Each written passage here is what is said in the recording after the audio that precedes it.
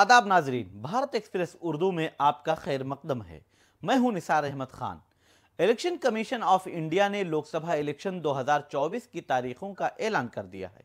Chief election commissioner Rajiv Kumar ने और उनके साथ 9 मुकर्रर कमिश्नर ज्ञानेश कुमार और सुखबीर सिंह सिंधु विज्ञान भवन में मौजूद रहे। Chief election commissioner Rajiv Kumar ने बताया कि मुल्क में इलेक्शन 7 मरहलों में कराए जाएंगे। वोटिंग का आगाज 19 अप्रैल से होगा, जबकि वोटों की गिनती 4 जून को की जाएगी। तफसीलात के मुताबिक पहले मरहले की वोटिंग 19 अप्रैल को कराई जाएगी, जबकि दूसरे मरहले की वोटिंग 26 अप्रैल को होगी। तीसरे मरहले की वोटिंग 7 मई, चौथे मरहले के लिए 13 मई और 5वें फेज के लिए 20 मई को वोटिंग होगी। वहीं छठे मरहले यानी छठे फेज की वोटिंग 25 मई को, जबकि यकुम जून को 7वें और आखिरी फेज की वोटिंग कराई जाएगी। 4 रियासतों समेत लोकसभा इलेक्शन के नतायज 4 जून को ही आएंगे। पहले मरहले की वोटिंग 19 अप्रैल को होगी। इसमें कुल मिलाकर 102 लोकसभा सीटों पर वोटिंग होगी। दूसरे मरहले में 89 लोकसभा सीटों पर वोटिंग होगी। तीसरे मरहले में 94 लोकसभा सीटों पर, जबकि 7 मई को यानी तीसरे मरहले की वोटिंग होगी। चौथे मरहले के तहत 13 मई को 96 लोकसभा सीटों पर, जबकि 5वें फेज के लिए 49 लोकसभा सीटों पर वोटिंग होगी। छठे मरहले के लिए 97 लोकसभा सीट, जबकि 7वें और आखिरी मरहले में यकुम जून को 57 सीटों पर वोटिंग होगी। चीफ इलेक्शन कमिश्नर ने बताया कि लोकसभा के लिए मुल्क में 10.5 लाख वोटिंग सेंटर बनाए गए हैं। 55 लाख ईवीएम से वोट डाले जाएंगे। उन्होंने बताया कि मुल्क में तकरीबन 97 करोड़ वोटर्स हैं, जिनमें से इस बार 1 करोड़ 82 लाख नए वोटर्स हैं जो पहली बार वोटिंग का इस्तेमाल करेंगे। इनमें 85 लाख खवातीन वोटर हैं। कुल वोटरों में 49.7% मर्द वोटर हैं, जबकि 47.1 करोड़ खवातीन वोटरों की तादाद है।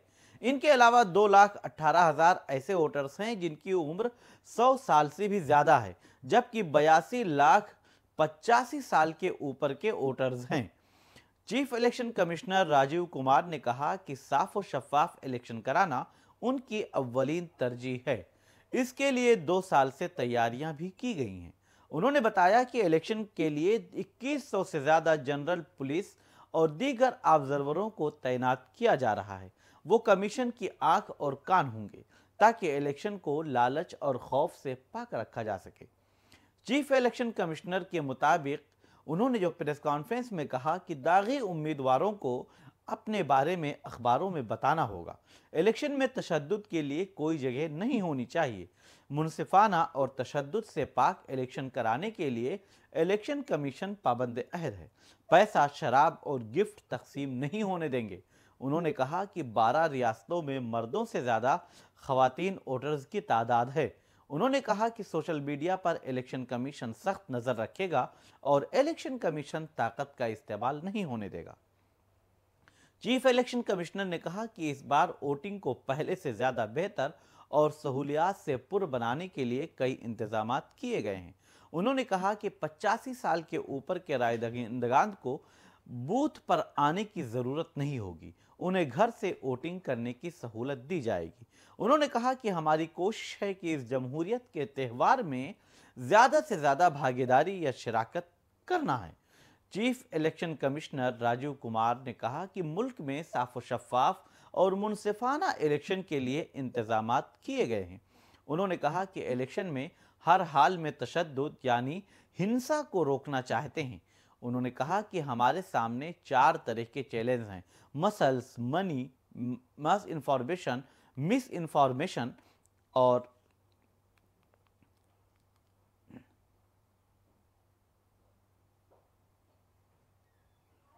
यहां पर ब्रेक है, यहां पे कट करना है। उन्होंने कहा कि हमारे सामने 4 तरह के चैलेंजेस हैं: मसल्स, मनी, मिस इंफॉर्मेशन और MCC यानी मॉडल कोड ऑफ कंडक्ट। इनसे निपटने का इंतजाम किया गया है। इलेक्शन में पैसों और ताकत के इस्तेमाल पर सख्त नजर रखी जाएगी। सरहदी इलाकों में ड्रोन से नजर रखी जाएगी। इलेक्शन कमीशन ने कहा कि आज से वोटिंग तक सोशल मीडिया पर अफवाह या फर्जी खबर फैलाने वालों के खिलाफ भी सख्त कार्रवाई की जाएगी। चीफ इलेक्शन कमिश्नर के मुताबिक लीडरान से यह भी कहा गया है कि इंतखाबी मुहिम में नफरत आमेज तकरीर ना करें, कैंपेन में मजहबी या ज़ात पात पर मबनी तबसरा ना करें, वरगलाने या खौफजदा करने वाले इश्तिहार देने और रेड लाइन की खिलाफ वर्जी से बचें। सियासी पार्टियों को हिदायत दी गई है कि वो इंतखाबी तशहीर में बच्चों का इस्तेमाल हरगिज़ ना करें। स्टार प्रचारकों को गाइडलाइन की कॉपी देने की भी हिदायत दी गई है। बहरहाल अब लोकसभा इलेक्शन का आगाज हो चुका है, तारीखों का ऐलान हो चुका है।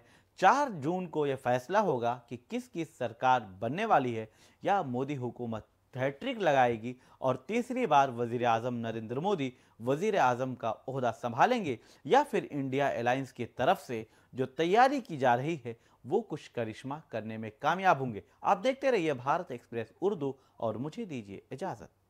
हमारी वीडियो आपको पसंद आए तो लाइक कीजिए, शेयर कीजिए और सब्सक्राइब कीजिए। साथ ही कमेंट बॉक्स में आप अपनी राय भी जरूर दें। और हां, अगर फेसबुक पर आप वीडियो देख रहे हैं तो हमारे पेज को फॉलो करना ना भूलें।